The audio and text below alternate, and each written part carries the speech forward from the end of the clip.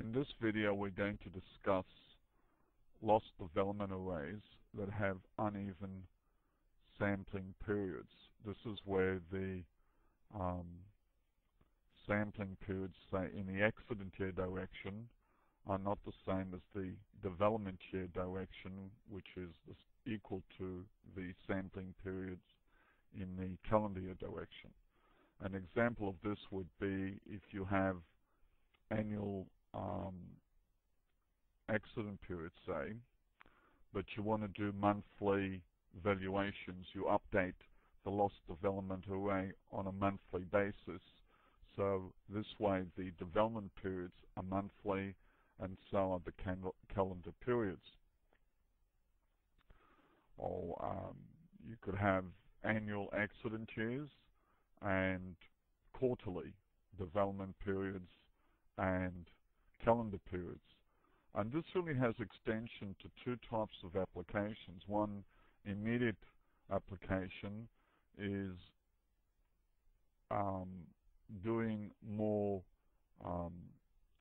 your reviews, reserve reviews more often, for example, on a quarterly basis or monthly basis, but yet you're still calculating the reserves for accident years that are 12 months.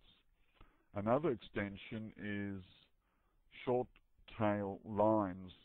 Now, short tail lines usually run off, so within 2 or 3 years, but if you design the loss development array so that the development periods are monthly or quarterly, the corresponding calendar periods are monthly or quarterly, then you can almost regard it as a long tail line, but the accident periods might be yearly. So two very interesting applications. I mean, the way the system works with these loss development arrays that have uneven sampling periods is very much the same. It's just that the labeling on the accident years, calendar years, and development years changes, but otherwise everything else, model displays, forecast summary tables, and so on, is essentially the same. So why don't we look at an example. Here we have a triangle group where if we look at its dimensions, the loss development arrays in this particular triangle group have accident years 1986 to 2000, but yet have 0 to 58 development periods. These are quarterly development periods, and the calendar periods are also quarterly. So if we look at one such triangle, say the paid losses triangle, you'll see that for the year 2000 accident year, we've got development until the third quarter of 2000. So the last calendar period, which is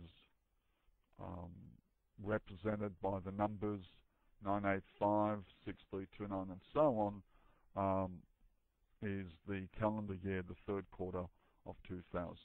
So if I run a model here, let's run a model that was designed by the wizard, M4.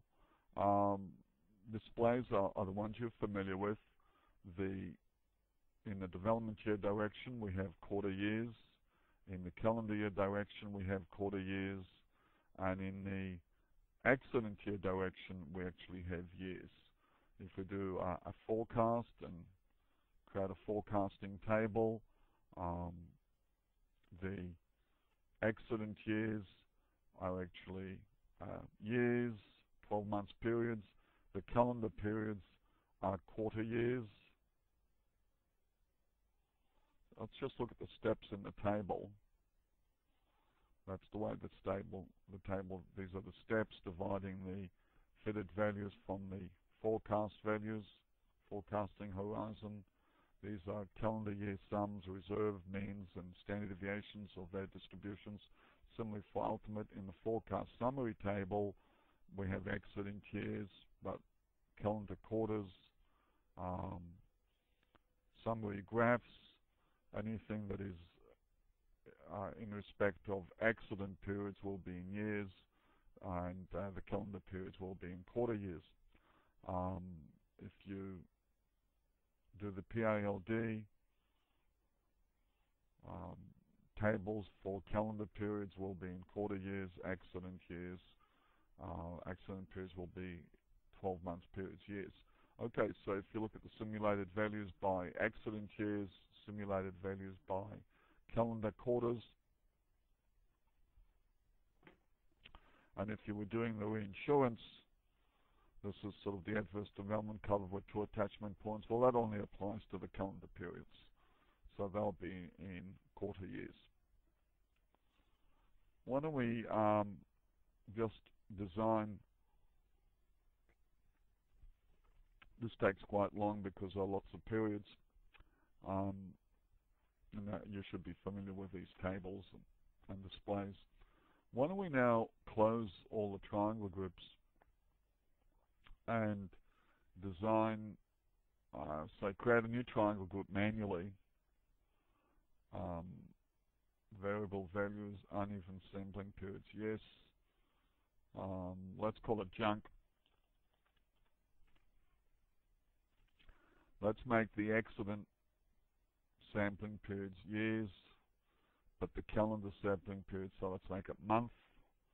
Let's start the first accident years, 1999, say January, the last calendar month. Why don't we make that 2006, but let's make the month April. The first calendar month is the same as the first accident period, 1999, January 1999. So it's not truncated at the top left. The last accident period, well, what's accident year? I guess that's 2006. Although it's kind of obvious that it's that. If you're not trying, if the loss development array is not in runoff. So if I want to show the dimensions, this is what the array is actually going to look like. It's a bit lopsided, but this is something that could apply to a short tail line of business, like sickness and disability insurance. Let's close that. Let's just create it, and if I open it and create a triangle, which will be replete, of course, with 0, that's going to be its shape. Okay, and of course, what I've just done now can also be done using the COM technology, where you can import directly from spreadsheets and any other Windows applications. And of course, if you had a database that comprised unit record transactional data, you can also query that using COM technology and create loss development arrays that are directly imported into ICFIS+. And a lot of this is actually illustrated in some of the videos in Chapter 4. If we go back to our original triangle group that was annual by quarterly development periods, why don't we expand it? In other words, we add another diagonal. So let's expand it. It'll be called C1, and we add another diagonal. So we're updating. Again, this can also be automated. Now, when you update your triangle group, you're updating every triangle, and you're also updating the models automatically. But in respect of updating the triangles, you haven't really updated the data unless you link it to an Excel spreadsheet. So that could also be automated, or you can use COM to automate the updating of the whole database, in fact, not just one particular triangle group, but in fact all the triangle groups and all the models contained within triangle groups and composite triangle groups. Okay, well, let's do that. So now I've got 2 triangle groups. Let's open them jointly and minimizing database view. And let's now, let's open the triangle in C1. Well, you'll see that there is another diagonal being added.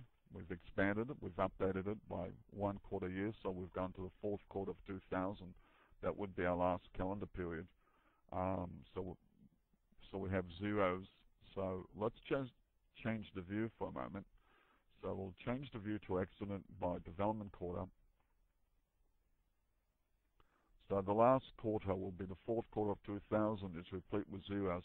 What we could do is, say, copy this without labels and then paste it here. Oops. I guess it should have been just, what am I doing wrong? Paste. Okay.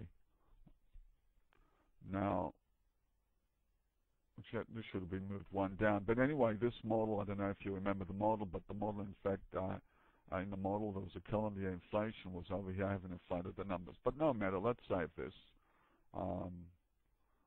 And if we now run M4 in each case, it's the same model for the updated triangle also.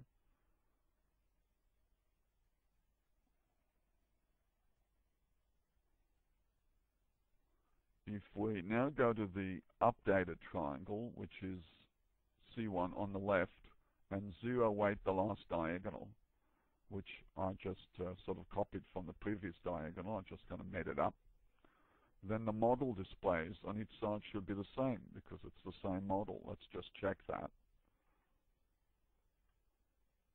And you'll see that the calendar year parameters are, well, just about identical. Okay, the development parameters are just about identical. Minus 1584, minus 1584, plus minus 0.162, plus minus 0.162. Of course, when you're doing it in a real-life situation, you do actually have the data for the last diagonal. And presumably you would expect that if the trend continued, the last diagonal in C1 would just sit around the zero line. Okay, so we've shown you now that Iniquifus plus 10.2, which actually is going to be released, it's planned to be released in around late August, early September 2007. Your loss development arrays can have uneven sampling periods, and this has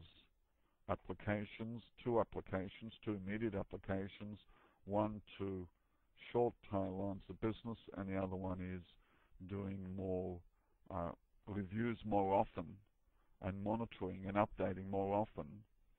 So doing, say, reviews every quarter year, but you're still calculating reserves for 12 months periods. Okay, thank you.